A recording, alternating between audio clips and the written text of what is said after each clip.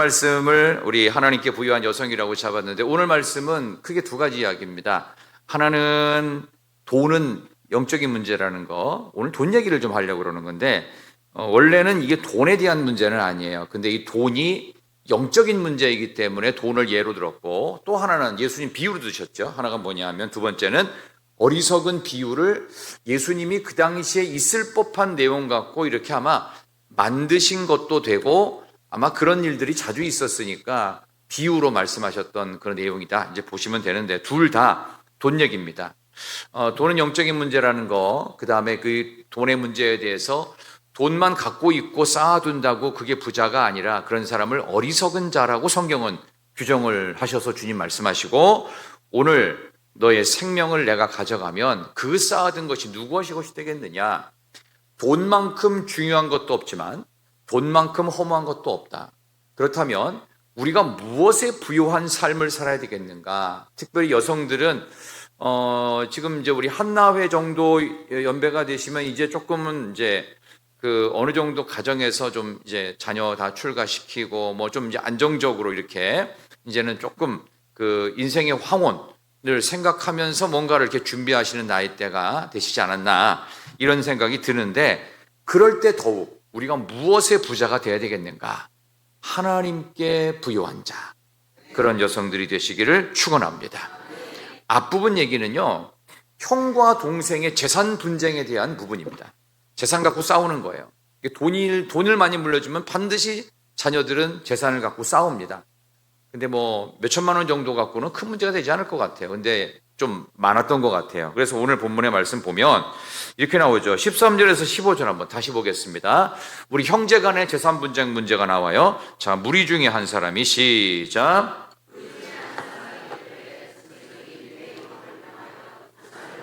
나누게 하소서 하니 이르시되 이 사람아, 누가 나를 너희의 재판장이나 물건 나누는 자로 세웠느냐 하시고, 그들에게 이르시되 삼가 모든 탐심을 물리치라. 사람의 생명이 그 소유에 넉넉한 데 있지 아니하니라 하시고. 아멘. 실제로 유산을 분배할 때 우리나라는 조금 뭐 부모의 유언에 따라서 이렇게 보통 받기도 하고 그러는데요. 이 히브리 사람들의 유산 분배는 명확합니다. 장자한테 무조건 제일 많이 줍니다. 그러니까 예를 들어서 10억을 물려준다라고 해보십시다. 그러면은 큰아들, 뭐 둘째 이렇게 돼 있다고 해봐요. 여기 이제 둘째 아들 같아요. 보니까 무리 중 한 사람이 내 형을 명하여니까 예를 들어서 10억을 물려줘야 되는데 큰아들한테는 얼마를 줄까요? 5억. 그러니까 집사님 5억만 딱 주고 그러면 둘째 아들한테는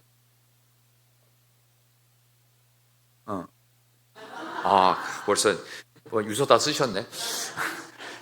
자, 뭐 보통 우리가 그렇게 이제 우리가 뭐 잘 알아서 하는데, 히브리인의 기본 유산 분배는요 무조건 큰아들한테 3분의 2입니다. 그러니까 6억 6천만 원이 가는 거예요. 안 주면 안 돼요. 이게 율법이에요. 무조건 3분의 1을 줘야 돼요. 우리 큰아들이신 분들은 좋으실 것 같아요. 큰아들 태어나, 저도 큰아들이라서. 근데 이 적용이 안 되는 것 같아서 조금 서운하기도 한데, 어쨌든 큰아들한테 3분의 2가 갑니다. 여기서 아마 이런 문제를 갖고 시비 걸었던 것은 내 형의 유산 이렇게 나오는 거 보니까 분명히 둘째 아들인 것 같아요. 나는 왜 이거밖에 안 주냐? 절반도 안 주고 이게 뭐냐? 이게 주려면 주고 말라면 맞지, 이거 주기 싫으니까 준 것 같은 그런 서운한 마음 갖고 주님께 와서 재판을 해달라, 소송을 걸어버린 거예요. 그래서 주님께서 뭐라고 했냐? 이 사람아, 예수님의 표현을 잘 보셔야 돼요. 예수님이 만약에 21세기 이 땅 가운데서 목회를 하셨다면 예수님은 절대로 좋은 이미지의 목회자는 아니었을 겁니다. 대신 정확하게 하나님의 나라 복음을 정확하게 알려줄 뿐만 아니라 절대로 친절하지 않은 목회자였을 거예요. 왜냐? 이 사람아. 이거 좋은 표현이야. 이 사람이라는 것은 뭐냐면 일반인을 호칭할 때 사람아 사람아 보소 이렇게 하는 거예요. 쉽게 말하면 그거예요. 이게 이 사람아. 그냥 아무나 부를 때 이거 보세요 이런 뜻이에요. 이거 봐 보소 이러는 거예요. 그러니까 뭐냐 하면은 하고 싶은 말을 명확하게 알려줄 때, 그러니까 이거는 냉정함의 표현이에요. 가장 오피셜한 표현이에요. 이 사람아 보소 좀 들어봐 하면서 누가 나를 너의 재판장이나 물건 나누는 자로 세웠느냐? 나 재판장도 아니고 물건 나누는 사람도 아니야. 쓸데없는 질문하지 마. 예수님의 답이에요. 그러니까 굉장히 좀 예수님은 절대 친절한 분이 아니에요. 그래서 예전에 우리 바리새인들이나 서기관들의 모습을 보면서 그들이 예수님에 대해서 안 좋게 바라보니까 그들을 향해서 무슨 자식들이라고 그랬죠? 독사의 자식들이라고 그랬어요. 죄송합니다. 이 독사의 자식들은 히브리 표현이고 우리식으로는 뭔지 아세요? 우리식으로는 누가 정답 맞추는 것 같아요. 한 글자 뭐예요? 개입니다. 독입니다. 독. 그러니까 굉장한 그 상대의 그냥 인격을 막 무시하는 그런. 근데 주님이 그런 표현을 쓰셨단 말이에요. 주님은 절대 친절한 분이 아니세요. 그러니까 예수님의 제자인 베드로에게도 어떻게 해요? 사탄아 네 뒤로 물러나라. 너는 나를 넘어지게 하는 자로다. 왜?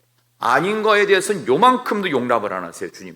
그러니까 아마 가룟 유다 같은 경우는 굉장히 뭐랄까 좀 친절했던 사람인 것 같아요. 근데 주님의 그런 모습이 사사건건 이렇게 마음에 걸렸는데, 아니 예루살렘에 올라가면 메시아가 되고 로마로부터 독립을 하기 위한 진정한 옛날에 마카비 혁명의 제2의 마카비로 예수님을 기대했는데 웬걸 뭐 죽느니 뭐 3일 만에 부활하느니, 죄송합니다, 말도 안 되는 헛소리만 짓거리는 예수님을 보면서 한심스럽기 짝이 없어서 결국 안 되겠다, 예수님 포기해.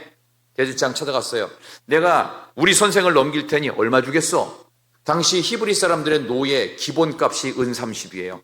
알겠습니다. 뭐 그 돈만 주면 나는 언제든지 오케이 해가지고 예수님 겟세마네 동산에서 기도하고 내려오시는 자주 갔던 기도처에서 예수님을 탁 하니까 로마 군병들이 딱 체포해 가버리잖아요. 자, 바로 이런 것처럼 예수님은 결코 친절하지 않은 모습으로, 그러나 하나님의 말씀과 천국에 대한 부분은 정확하게, 그리고 절대 귀찮아하는 분도 아니었어요. 각색 병든 자들이 계속 밀려들어도 어떻게 해요? 책임지는 그 모습으로. 책임은 지되 결코 친절하지만은 않은 분이 예수님. 그러나 너무 불쌍하고 너무 안타까운 모습을 보면 어떻게 해요? 눈물도 흘리실 수 있는 분이다. 그러니까 예수님의 모습을 보면서 이 시대의 목회자상을 다시 한번 생각해 볼 필요가 있다는 생각을 합니다. 여러분이 보시기에 저는 어떻습니까? 저는 친절한 사람입니까? 아니면 그 반대입니까?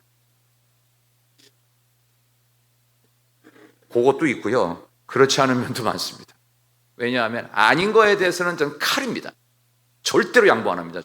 저는 부러질지언정 양보 안 해요. 왜냐하면 목숨을 걸어야 되는 일들이 많거든요. 물러섰다가는 큰일 나요. 뭐가 큰일 나냐? 교회가 큰일 날 일들을 저는 너무 많이 봐왔어요. 서울에서 담임 목회하는 11년의 시간 동안 너무 많이 그런 기회를 봤기 때문에 양보 안 할 부분들은 모래 칼이라도 절대 양보 안 합니다. 양보를 해줄 부분들은 오케이 할 수 있어요. 그러나 양보 못하는 부분을 양보했다가 교회가 어려워지는 사례를 저는 수없이 봐왔습니다. 그래서 제가 그것에 대해서는 아니다. 그래서 오늘 여기 나오는 부분에 대한 예수님의 이 말씀은 뭐냐 하면, 이 질문을 한 사람의 의도를 알았어요. 뭐냐? 15절이에요. 예수님이 하시고 싶은 핵심이 이거예요. 그들에게 이르시되, 다 같이 보겠습니다. 시작. 그들에게 이르시되 삼가 모든 탐심을 물리치라. 사람의 생명이 그 소유에 넉넉한 데 있지 아니하리라 하시고. 아멘. 이거예요. 예수님 이 3분의 2를 큰아들한테 주는 거, 이건 너무 좀 편파적인 거 아닙니까? 사실 여기 둘째가 이런 정도의 이야기를 꺼냈다는 거는 무슨 얘기냐? 예수님 앞에 와가지고 어느 정도는 이제 항변할 만한 이제 뭔가 거리가 있는 거예요. 아니, 형과 나를 비교해보면 솔직히 말해서 내가 공부도 더 잘했고, 내가 부모를 위해서 더 많이 헌신했고, 큰형은 맨날 이래저래 핑계만 대고 맨날 빌빌대고 뭐 안 하고 직업도 없고 예를 들어서 그런 식이에요. 근데 나는 제대로 공부 열심히 해가지고 기반 잡고 부모님을 공양하고 막 그런데, 아니 나한테 세상에 3분의 1 이거 주기 싫은 거 아니냐, 이건 좀 문제가 있는 거 아니냐라고 하면서 이런 식의 제도는 개혁을 해야 됩니다. 이거 바꿔야 됩니다. 정의를 세워야 됩니다. 이런 얘기하는 거예요. 이런 얘기. 그런데 예수님은 그 둘째의 마음을 정확히 간파하시는데 뭐냐? 이거는 정의를 가장한 탐심이라는 거예요. 왜냐? 돈은, 한번 그냥 따라해 보세요. 돈은 욕심의 대상이 아니다. 돈은 욕심의 대상이 아닙니다. 그래서 제가 이제 서울에 있을 때 어떤 장로님 한 분이 그런 기도를 맨날 했다고 들었어요. 하나님, 그분이 전라도 분이었거든요. 제가 서울에 가서 살게 되는데 그분이 가난했대요, 처음에. 근데 하나님, 저 딴 건 모르겠는데요, 정말 돈을 좀 많이 벌고 싶습니다. 저에게 돈 좀 많이 주세요. 그렇게 기도를 했대요. 그래서 어떻게 됐을까요? 어떻게 됐을까요? 전라도에서 올라오신 장로님인데 돈을 좀 많이 벌게 해달라고 그렇게 기도를 하고서 서울 올라오셨어요. 어떻게 됐을까요? 부자가 됐을까요? 지금도 똑같이 가난할까요? 부자 됐습니다. 근데 생각보다 많은 걸 얻게 됐어요. 생각보다 상당히 많이 얻게 됐어요. 그러니까 저도 여러분들이 기도를 하실 때요, 좀 작은 기도하지 마시고 큰 스케일의 기도를 하세요. 하나님, 큰 부자가 되게 해주세요. 근데 거기다가 앞에 하나만 넣으세요. 믿음 좋은 큰 부자가 되게 해주세요. 그래서 이 물질을 어떻게 쓸지, 저는 그런 사람이 되기를 바라면서, 여기 둘째가 갖고 있는 마음의 핵심은 탐심이에요.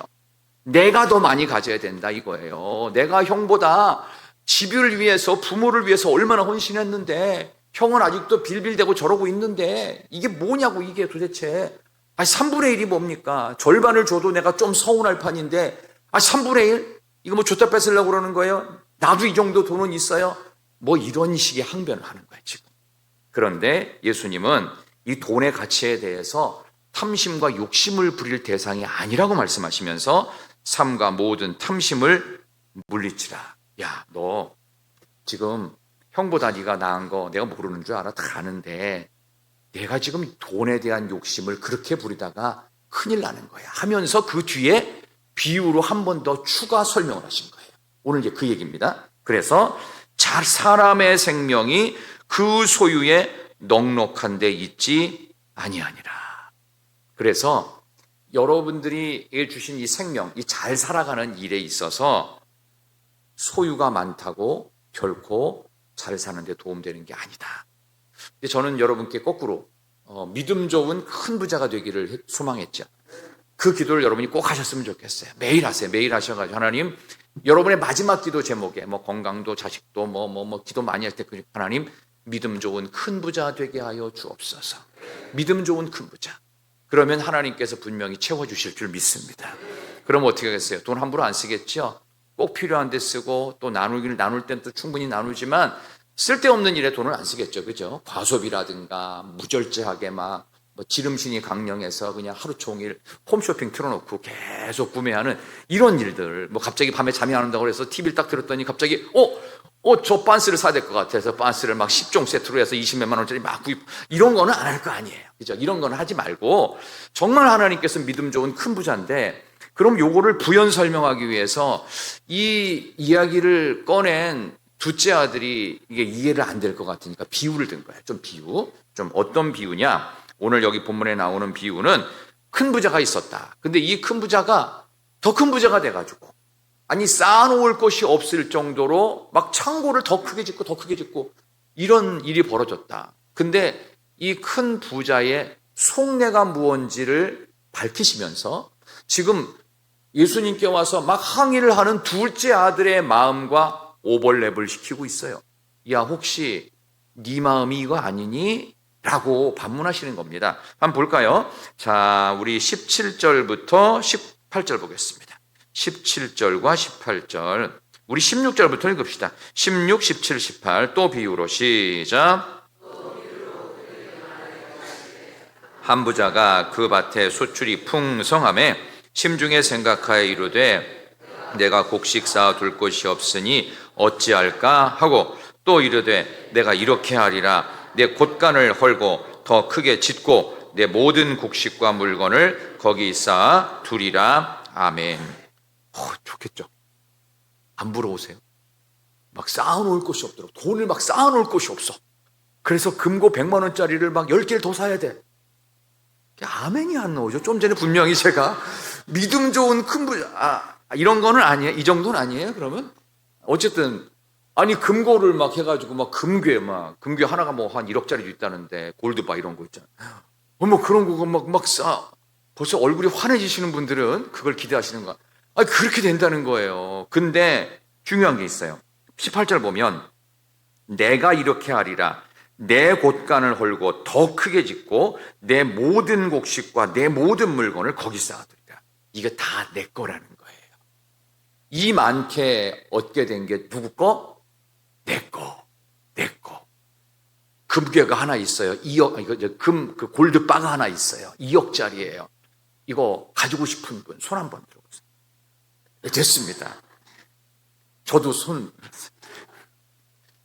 여러분들에게 허락된 물질을 잘 써야 되는데 이게 한번 탐심이 생기면요. 이거 한번 수중에 들어온 거 잘 안 나갑니다. 혹시 여러분들에게 예를 들어가지고 뭐 인센티브가 생겨서 1,000만 원이 입금이 됐어요. 그죠? 그렇게 됐어요. 이게 아멘 좀 합시다. 좀 오늘 부자 얘기를 할 건데. 그렇게 됐어요. 그럼 어떻게? 웬만하면 이 돈을 잘 써야 되겠죠. 그죠? 아무데나 뭐 해가지고 뭐 삼성 비스포크 세트로 해가지고 다 가라. 가전제품 싹 갈면 1,000만 원 되거든요. 갑자기 그렇게 쓰진 않을 거란 말이에요. 그죠? 어쨌든 한 번 들어온 것에 대해서 잘 써야 되는데 이 부자가 너무 많은 것이 있으니까 이제는 걱정 없다 해서 이게 영원히 내 것처럼 이제는 들어오면 안 나가요. 남을 위해서. 지금 그 얘기를 하는 거예요. 야, 둘째야, 너 형이 너보다 2배 이상 많이 받은 것에 대해서 불만이 있지. 그래, 불만일 수도 있어. 근데 한번 들어봐. 많은 소출을 얻은 부자가 있었거든. 근데 이 사람이 쌓을 곳이 없을 정도로 너무 많아서 창고 짓고 금괴 넣을 만한 어떤 뭐 큰 금고 사고 뭐 이렇게 해서 했어. 그렇게 했다. 근데 본인을 위해 쓴대. 그런데 진짜가 여기 나옵니다. 19절 보세요. 19절. 또 내가 시작. 또 내가 내 영혼에게 이르되 영혼아 여러 해 쓸 물건을 많이 쌓아두었으니 평안히 쉬고 먹고 마시고 즐거워하자 하리라 하되 아멘. 자, 이거 누구를 위하는 거예요? 본인을 위하는 거예요. 본인을 위해서. 영원토록 우리는 3대 4대가 가도 다 계속해서 부자야. 우리는 영원한 부잣집이야. 뭐 이런 식으로 먹고 마시고 즐거워하고 많이 쌓아뒀으니 여러 해 동안이라는 쓸 물건이란 말은 뭐냐 하면 영원토록이라는 뜻입니다. 여러 해가 뭐 1, 2년이겠습니까? 생각해 보세요. 돈을 많이 가져가지고 쌓을 곳이 없을 정도로 돈을 넣을 곳이 없을 정도로 금고에 공간이 부족하다 한다고 하면 돈이 얼마나 모이겠냐 말이에요. 자, 그렇다고 하면은 이건 전부 다 자신을 위해서 먹고 마시고 자신을 위해 쉬고 자신을 위해 즐거워하고. 자, 그래. 너하고 아마 이 사람하고 비슷한 마음이지 않을까. 고개는 끄덕이지 않았어도 이 둘째는 듣고 있었을 겁니다. 그때 주님께서 천국 복음을 드디어 말씀하십니다. 그게 21절과 22절입니다. 오늘 결론이에요. 한번 읽겠습니다. 하나님은 시작. 도도 찾으리니 그러면 내 준비한 것이 누구의 것이 되겠느냐 하셨으니 자기를 위하여 재물을 쌓아두고 하나님께 대하여 부여하지 못한 자가 이와 같으니라. 아멘. 결정적인 게 나오죠. 그렇게 많습니다. 여러분은 얼마나 돈이 있으면 좋으십니까? 얼마나 있으면 좋으세요? 우리 황 집사님 자꾸 대답을 잘하셨는데 얼마나 돈이 있으면 좋을 것 같습니까? 한 10억 정도요. 지금 얼마나 있으신가요? 따로 저한테 따로 얘기하세요. 따로 전화로. 예. 그래요? 예. 저 별도로 좀 날 만나시죠. 차 한잔 하십시다. 많이 있으면 좋겠죠. 또 여유도 있고 뭐 다 좋죠. 좋죠. 우리 배 전사님은 얼마나 있으면 좋을 것 같아요? 얼마나 있으면 좋을 것 같아요? 1,000억. 뭐 저렇게 나와야죠, 사람이. 어차피 없는 거니까 뭐 무슨 말이라도. 자, 근데 많이 있으면 많이 있을수록 좋지 않습니다. 다다익선이라고 하는 것은 아까 말씀드렸죠. 물질은 탐욕의 대상이 아니다. 이거는 어떻게 되냐면은 관리의 대상이에요. 관리. 잘 관리해서 잘 써주는 겁니다. 한순간에 하나님께서 오늘 밤이 내 인생의 마지막이야. 그러면 그 많은 거 가져갈 수 있어요? 지폐 한 장도 못 가져갑니다. 아무것도 못 가져가. 그냥 두고 가져가. 그러면 내가 죽었어요. 그러면 그 많은 금덩어리, 그 많은 돈 누구 거예요?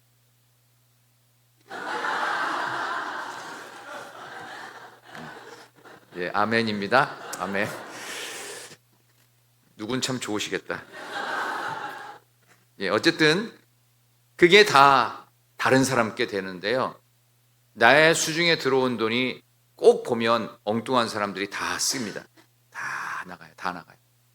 그래도 자식들한테 나가는 건 좀 덜 아깝죠. 뭐 아깝지 않죠. 자식들한테는 뭐 너무 많이 줘도 아깝지 않은데 이게 엉뚱한 대로 새버리는 일들이 많습니다. 그래서 우리는 물질에 대해서 욕심을 부릴 대상으로 삼으면 안 되고 이거를 관리할 대상으로 삼아야 됩니다. 이걸 잘 관리하다가 하나님께 부여한 자로 좀 썼으면 좋겠다 이런 생각이 들어요. 저는 다시 한번 여러분을 위해서 축복의 간구고 기도인데 제가 헌신을 얘기하면서 오늘 물질에 대한 이야기가 갑자기 떠오르면서 사실 하나님께 부여한 자가 되었으면 하는 마음이 있는데 부여하려면 뭐가 있어야 부여할 거 아니에요. 그러면 우리는 계속 가난하게 살아야 되냐? 그 얘기가 아닙니다. 기독교 정신은요, 이 자본주의를 만든 정신이기 때문에 실질적으로 거룩하고 성실하여서 부유한 자가 되는 거예요. 그래서 아까 믿음 좋은 부자라는 게 거기서 나온 거예요.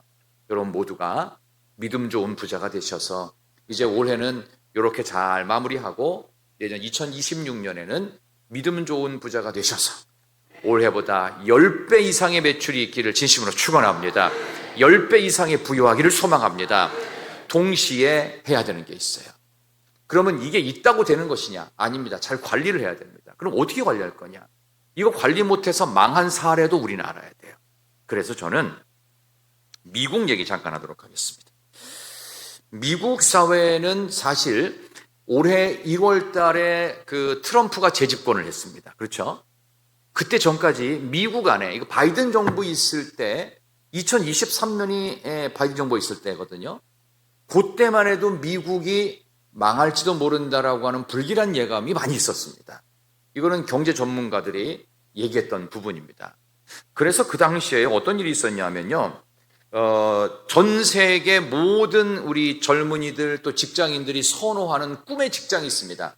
인텔, 구글, 마이크로소프트. 이 세 개의 직장들이 전부 다 미국 서부 지역, 이 캘리포니아 연안 쪽에 다 본부가 있습니다. 본사가 있어요. 그러면 거기 다니는 우리 한국 사람들도 있거든요. 근데 여기는 아무나 들어가는 데가 아닙니다. 최고의 석학들이, 뭐 영어는 기본적으로 탁월하게 해야 되고요. 그 다음에 학위 자체가 기본 대학부터 좋은 학교를 나와야 돼요. 그러니까 웬만한 걸 가면 안 돼요. 대학 자체가 아주 좋은 데를 나와야 돼요. 뭐 그런 기본 틀을 갖고서 뭐 구글이라든가 인텔이라든가 아니면 여기 아까 말씀드렸던 어떤 뭐 마이크로소프트 이런 회사를 들어가면은 평균 연봉이 얼마인 줄 아세요? 평균 연봉. 뭐 물론 미국은 세금을 많이 뗍니다. 근데 평균 연봉이요 20억에서 30억이에요. 평균. 많이 받는 사람은 100억, 200억도 있어요. 그런 정도로 꿈의 직장입니다. 그 안에 들어가면 막 유치원도 있고 뭐도 있고 뭐 카페도 막 기가 막히고 맨날 복장은 뭐 화이트 칼라는 임원들만 하고 다니고 편안하게 하고 다니면서도 어마어마한 부를 축적하는 곳이었습니다. 실제로 지금도 사실은 그 명성은 그리 희미해지지 않은 것 같아요. 그런데 여러분들이 아시는지 모르겠는데 몇 년 전에 바이든 정부 당시에 그 인텔이 어디 있나 봤더니 그 산타클라라라고 하는 동네에 있다고 하더라고요. 근데 어쨌든 20만 명가량이 대량 해고가 됐습니다. 20만 명가량. 20만 명에 20억씩 하면은 얼마예요? 금액이? 뭐 기하급수적이죠. 아까 뭐 전사님이 얘기했던 1,000억 갖고도 모자라는 금액이에요. 어마어마한 인력들과 함께 이게 감축이 확 돼버렸어요. 그리고 한국에 있는 어떤 젊은이가 어떤 교회 목사님한테 그 인텔에서 근무하는 직원인데 연봉이 얼마라고요? 2, 30억입니다. 이런 젊은이를 사위로 맞으면 좋지 않을까요? 아멘을 안 하죠. 이렇게 딸 가진 부모님들은 좀 아멘을 좀 해야 되는데 정말 좋을 것 같아요. 그죠? 누가 아멘 하셨어요? 예. 그런데 중요한 게 뭐냐? 여기에 대량 해고 사태가 나면서 바이든 정부 때 2023년 3월 12일입니다. 실리콘밸리가 있는 동네가 있습니다. 실리콘밸리를 중심으로 해서 실리콘밸리 뱅크가 있어요. 미국에서는 실리콘밸리 뱅크가 15번째 순위에 드는 은행입니다. 우리 대구은행은 몇 등 들어가죠? 전국에서? 우리 새마을금고 직원 몇 등쯤 되죠? 대구은행이? 한 5, 6등 되나요? 그래도 뭐 부산은행, 대구은행 그래도 지역 이름 딴 은행들이 그래도 살아있는 거 보면 괜찮은 것 같은데 어쨌든 이 실리콘밸리 은행은 이 실리콘밸리의 유수한 세계적인 기업들을 중심으로 돈을 다 끌어들여서 돈이 많았어요. 그래서 이 실리콘밸리 뱅크가 뭘 했냐면 전 세계 최고 신용 등급을 가진 국채가 있습니다. 어느 나라 국채가 전 세계 최고 등급 가졌죠? 미국입니다. 미국. 미국의 국채는 영원히 망하지 않는다. 그래서 이 실리콘밸리 은행에서 미국 국채에다가 국채를 갖다가 어떻게 해요? 다 투자했습니다. 돈을. 거기다 망했어요. 실리콘밸리 은행만 망했어요. 그게 2023년 3월 12일입니다. 이런 일이 생길 거라고 아무도 예상 못했어요. 그러니까 돈의 미래는 모르는 거예요. 지금 있다고 그게 영원하지도 않습니다. 그렇다면 돈은 무슨 가치가 있느냐? 쓴 것만큼만 가치가 있습니다. 내 지갑에서 나간 것만큼만 가치가 있어요. 그러니까 돈은 욕심의 대상이 아니라 돈은 관리의 대상입니다. 어떻게 쓰느냐가 중요해요. 어떻게 쓰느냐. 그래서 뭐 요즘 여러분들 뭐 구미에 당기실 만한 그런 게 있죠. 뭐 재테크를 좀 하자. 그다음에 부동산을 투자를 하자. 뭘 하자. 뭐 하자. 많이 하잖아요. 근데 그런 모든 것들을 보면은 투자를 하면서도 잘 생각을 하셔야 돼요. 왜? 손해도 볼 각오를 해야지만 이게 됩니다. 그래서 돈 많은 사람이 돈을 벌어요? 돈이 없는 사람이 돈을 벌어요? 많은 사람이 버는 겁니다. 왜? 잃을 돈도 많은 사람이 돈을 또 버는 거예요. 그러니까 참 이 돈이라고 하는 건 참 묘해가지고 내 수중에 들어왔다고 다 내 돈 아니잖아요. 언젠가는 한순간에 나가요. 제가 어떤 전도사님 얘기를 딱 들으니까 월급이 딱 들어온 날 공중분해되듯이 딱 입금되는 순간 촤 빵 이렇게 되는 일들. 뭐 저도 옛날에 그런 적이 여러 번 있어가지고 들어왔는데 없어요. 들어왔다는데 없는 거야. 이걸 어떻게 살아야 되지? 그럼 또 카드로 또 긁고 뭐 그랬던 적도 있어요. 또 우리도 그런 일들이 가끔씩은 있잖아요. 그죠? 그런 걸 보면 돈은 욕심낸다고 많이 모아지는 것도 아니고 내가 그렇게 기쓴다고 그렇게 부자가 되는 것도 아닌데 하나님께 부탁을 드려야 돼. 이럴 때는. 그래서 이 둘째의 마음속에 너 지금 이 부자처럼 되고 싶은 거 아니니? 속으로는 당연하죠. 라고 했을 거예요. 이보다 더 큰 부자 되면 더 좋죠. 이랬을 거예요. 근데 그때 너의 탐심을 내려놓으라고. 탐심을 물리쳐야 된다. 욕심의 대상이 아니라 물질은 어떤 대상? 관리의 대상. 청지기로서 관리해야 된다. 근데 이게 돈이요. 단순히 돈의 얘기가 아닙니다. 이거 영적인 문제예요. 하나님과의 관계성에 있어서 문제가 되면 돈독이 오릅니다. 사람들과의 관계성에 있어 문제가 되면 꼭 돈에 대한 탐심이 더 커집니다. 그래서 이것에 대한 이야기를 하나님과의 관계성으로 풀어간다면 이렇게 하고 싶어요. 하나님과의 좋은 관계 속에서 물질의 복이 있으면 좋겠다라는 마음에서 저는 그런 말씀을 드리고 싶습니다. 먼저 하나님으로 만족하십시오. 하나님이 나의 아버지시고 나를 구원하신 분이라는 사실을 기억하시면서 만족하십시오. 이게 1번입니다. 우리 옆에 계신 분 이렇게 한번 얘기합시다. 하나님으로 만족합시다. 하나님으로 만족합시다. 하나님으로. 자, 그러려면 한 3가지 정도. 여러분, 예배 드리는 기쁨을 빼앗기지 마십시오. 2번째, 기도하는 감동, 전도하는 보람을 느끼셔야 됩니다. 예배는 하나님과의 만남이고 기도는 뭘까요? 기도를 통해서 교회가 세워졌어요. 마가다락방. 그래서 기도는 성령 받는 거예요. 하나님 내게 성령을 주시옵소서. 그래서 내 모든 기도가 탐욕과 탐심에 근거하게 되면은 인간적인 쪽으로 그게 응답이 잘 안 돼서 괜히 믿음만 떨어집니다. 그래서 하나님 기도하면 성령을 받게 해 주시옵소서. 전도는 뭐냐? 불신자 앞에서 크리스찬으로 서는 거예요. 믿지 않는 사람 앞에서 내가 예수 믿는 사람이라는 걸 드러내는 자리입니다. 그러니까 이거 하나님으로 만족한 사람만이 할 수 있는 거예요. 하나님으로 만족하여 예배 드릴 때 하나님 만나시고, 기도할 때 성령을 받으시고, 전도할 때 내가 예수 믿는 사람으로 당당히 서는 기쁨이 있기를 소망합니다. 하나님에 대한 만족감과 2번째, 이웃에 대한 감사입니다. 제가 마지막으로 예화를 하나 좀 들도록 하겠습니다. 50세가 돼서 어떤 부족의 추장이 된 이야기입니다. 이 사람의 이름이 뭐냐? 한번 기억해 두세요. 따라해 볼까요? 무거운 손. 무거운 손. 늑대와 함께 춤을 도 이름이죠. 그죠? 무거운 손이라고 하는 이 사람의 이름이래요.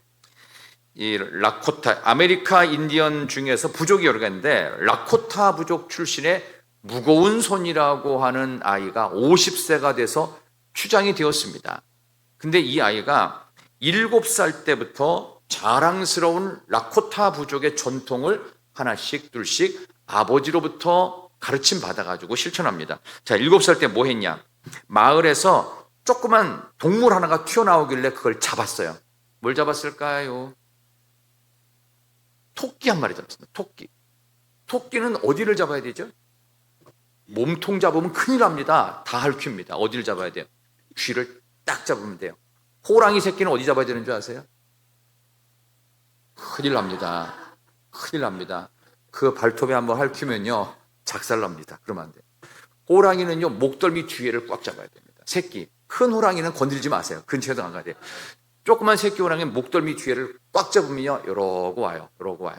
네, 토끼 한 마리를 귀를 딱 잡고서 왔어요. 그러니까 아빠한테 와가지고 아빠 나 토끼 잡았어 하니까 이 아빠가 우리 라코타 부족의 전통에 의하면 어렸을 때 처음으로 잡은 이 동물은 가장 친한 친구에게 주어야 하느니라. 그래서 가장 친한 친구한테 그걸 주고 와버렸어요. 그러니까 기분이 좋은 거예요. 내가 잡은 건데 내가 좋아하는 친구한테 주고 오니까 너무 기분이 좋고 뭔가 가벼운 마음이 들더라는 거예요. 그게 7살 때 첫 번째 작은 동물 토끼 잡은 기억이었어요. 선물로 주니까 참 좋대요. 그랬는데 그 집의 할머니께서 그를 칭찬하시면서 이런 얘기를 하셨어요. 얘야 무거운 소나 이랬겠죠. 무거운 소나 위대한 전사가 되려면 남에게 뭔가를 줄 수 있어야 된단다. 그래서 네 애비가 너한테 그렇게 말한 거야. 위대한 전사가 되려면 남에게 뭔가를 주는 사람이 돼야 돼. 그래서 그는 어렸을 때부터 나는 위대한 전사가 되겠구나 꿈을 꿨습니다. 그리고 12살이 되던 여름에 이 무거운 손은 사람 이름이에요. 무거운 손은 강물에 휩쓸린 친구를 구해줬습니다. 이거 수영을 잘했나 봐요. 그 친구 아버지가 얼마나 고맙겠어요. 그래서 친구 아버지가 막 너무 고마워서 눈물을 흘리면서 얘야 무거운 손아 무거운 손아 내가 우리 가문에 내려오는 들소의 뿔을 선물해 주마. 이따만한 들소의 뿔을 다 선물로 줬어요.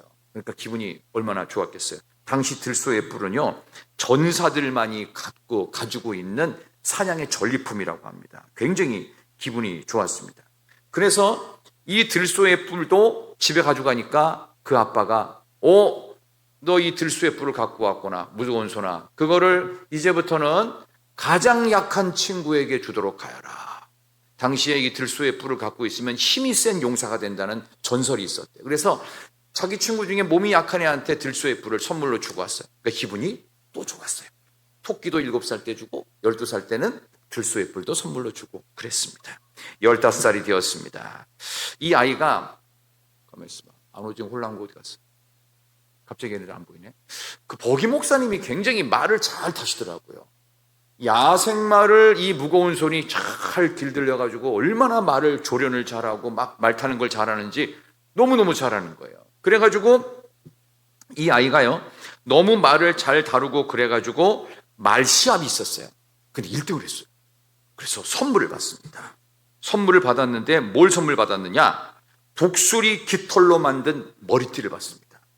이 독수리 깃털로 만든 머리띠는 그래서 안오징 홀랑과 이세 말을 하는데 이걸 갖다 머리에 핀 꽂고 있잖아요. 눈이 잘 안 보이는 사람이 아주 멀리까지 잘 보이는 그런 눈의 건강이 있는 그런 전설이 있대요. 그래서 그걸 갖다가 눈이 안 좋은 친구한테 선물로 딱 준 거예요. 독수리 깃털을. 무거운 손이. 벌써 이름이 헷갈리기 시작하죠. 이게 뭐지 갑자기. 그랬대요. 그리고 나서 20살이 되었을 때 이 무거운 손은 부족의 모든 사람들이 그렇게 좋아하는 말타기 경주에 이제는 어른으로 참석한 거예요. 전에는 그냥 청소년, 이제는 어른으로 참석해서 말타기 경주에서 빠른 것만이 아니라 장애물을 넘고 활을 쏘고 이래서 이런 시합이 있었어요. 거기서 당당히 1등을 하게 됩니다. 그래서 그 선물로 뭘 받았냐? 그 마을에서 가장 예쁜 처녀와 결혼할 수 있는 자격이 주어집니다. 그 결혼한 처녀의 이름은 부드러운 날개였습니다. 무거운 손과 부드러운 날개가 결혼을 합니다. 그래서 5남매의 자녀를 출산하게 됩니다. 예쁜 천막을 짓고 부지런히 일했고 무거운 손과 부드러운 날개 사이에서 자라난 이 5남매는 행복하게 자랐다고 합니다. 그리고 나서 이 무거운 손은 계속 가장의 책임을 감당하기 위해서 나무에서 열매 따오고 뭐 꿀 같은 것도 이 벌들을 다 해치고 꿀도 따오고 물고기를 잡아가지고 어떻게 해요? 부모로부터 받았던 거 내가 좋은 걸 어떻게 해요? 남들에게 나눠주잖아요. 힘없고 가난한 사람들한테 그런 것들을 다 나눠줍니다. 그렇게 살게 되었습니다. 그러다가 드디어 50세가 되었을 때 그가 추장이 되는데 온 부족 누구도 반대를 하지 않았습니다. 이제 이 부족의 전통이 있어요. 추장이 되면 추장이 사는 집에 어떤 물건이 있는지를 구경하는 시간이 있습니다. 부족에 있는 부족 사람들이 다 왔습니다. 추장의 집에 무슨 물건이 있을까? 들어가 봤습니다. 뭐가 있었을까? 딱 2가지가 있었대요. 낡고 한쪽이 깨져버린 토기 그릇 하나가 있었고요. 한쪽에는 도끼자루가 있었답니다. 추장이 살고 있는 집에 그게 다였어요. 여러분 이게 뭘 얘기하는 건지 아십니까? 이 리코타 부족의 전통은 뭔가 좋은 일이 있어서 나에게 뭔가가 생기면 어떻게 해요? 누군가에게 주는 것이야말로 진짜 전사다. 글래디에이터다. 진짜 멋있는 사람, 진짜 남자, 진짜 훌륭한 사람은 어떻게 해요? 내 거를 남에게 줄 수 있는 사람이다. 탐심 부리지 말고 너무 돈독 올라서 그렇게 내 거 챙기다가 결국 한순간에 그날 밤 하나님이 데려가시면 허무한 인생으로 돈 욕심 부리다가 끝나지 말고 좀 제발 갖고 있는 것을 좀 나누라. 베풀어라. 남에게 주었을 때 이 무거운 손은 마음의 가벼움을 느꼈어요. 주면 줄수록 가벼워졌고 줘도 행복했습니다. 갖고 있는 게 2개밖에 없었지만 그는 행복한 추장이 되었어요. 겉으로는 가난했어요. 그러나 마음은 행복했다. 여러분 어떻습니까? 여기 무거운 손보다는 많은 걸 갖고 계시지 않습니까? 저도 뭐 가보니까 뭐가 많아요. 버려도 왜 이렇게 버릴 게 더 많은지 하는 그런 마음이 들 정도로 우리 주님께서 요청하시는 마음이 무거운 손인 것처럼 하나님의 은혜를 묵직하게 받았다면 어떻게 해요? 내가 갖고 있는 것들은 좀 줄 수 있으면 좋겠다. 우리 한나회에서 헌신을 하시면서 올 한 해 혹시라도 내가 많은 것을 갖고 있는데 좀 이제는 1-2개라도 아니면 1개라도 좀 누군가에게 좀 나눠야 되겠다 싶으시면 그런 사람이 떠오르시면 한번 나누시는 것도 좋겠습니다. 우리 성도님들도 올 한 해 이제 연말이 다가오면서 뭐 보통 보면은 연말 되면 어려운 이웃들도 생각을 하고 또 성탄절을 앞두고 있다 보면 불쌍한 사람들도 떠오르고 뭐 그렇잖아요. 또 아픈 사람도 생각나고 또 뭐 그럴 텐데 올 한 해를 의미 있게 잘 마무리하시는 마음으로 여러분이 갖고 있는 것들 그 무거운 손을 이제 내려놓으십시오. 무거운 손을 가벼운 마음으로 내려놓으시면 또 다른 선물이 무겁게 여러분의 손에 잡힐지도 모릅니다. 그럼 그거를 나누십시오. 그러면 훨씬 마음은 행복해지고 복될 줄로 믿습니다. 하나님께서 올 한 해 동안 우리 여전도에서 여러 차례 헌신 예배를 하셨는데 여러분의 헌신 속에서 제일 쉬운 헌신 중에 하나가 물질에 대한 헌신일 것입니다. 없는 거 만들어내라는 얘기가 아닙니다. 여러분이 갖고 있는 것이 있다면 한 번이라도 나누어주면 마음의 기쁨과 행복은 더할 줄로 믿습니다. 우리 주님께서 나를 위하여 십자가에서 생명까지도 주셨다면 우리도 내가 갖고 있는 것에서 하나씩 둘씩 내려놓고 나눌 때 하나님이 주시는 은혜가 배가 되는 아름다운 헌신이 있는 우리 온 교회 특별히 한나회가 되시기를 진심으로 축원합니다.